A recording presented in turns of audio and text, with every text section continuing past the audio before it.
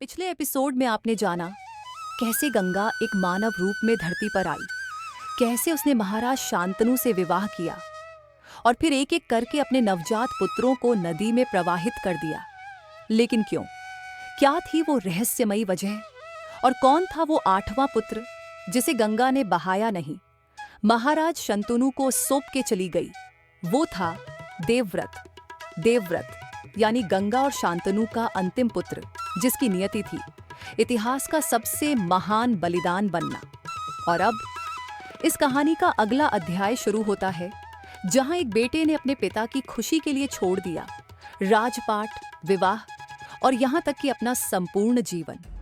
क्या थी वो भीष्म प्रतिज्ञा, जिसे सुनकर स्वयं देवताओं ने भी सर झुका दिया? आइए जानते हैं इस अद्भुत गाथा को महाभारत के इस दूसरे अध्याय में। वो दिन इतिहास में दर्ज हो गया जब एक पुत्र ने अपने पिता की खुशी के लिए अपना पूरा जीवन दांव पर लगा दिया।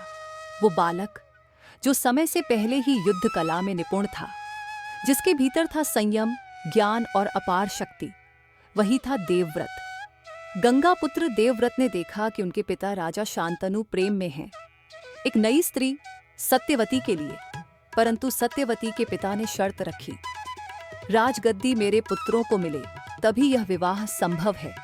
राजा शांतनु द्विधा में पड़ गए। राजा थे परंतु पिता भी।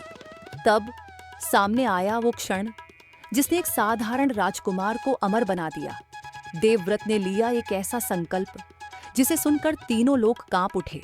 मैं आजीवन ब्रह्मचारी रहूंगा और कभी भी राज्य का उत्तराधिकारी नहीं बनूंगा। यह थी भीष्म प्रतिज्ञा। इस वचन ने उन्हें बनाया भीष्म, जिनकी प्रतिज्ञा स्वयं देवताओं ने भी सर झुकाकर स्वीकार की। लेकिन क्या यही अंत था उनके त्याग का, या यह तो केवल शुरुआत थी उस दुखद यात्रा की जो उन्हें ले जाएगी कुरुक्षेत्र तक? जानिए आगे क्या हुआ। भीष्म की कहानी में अगला मोड़।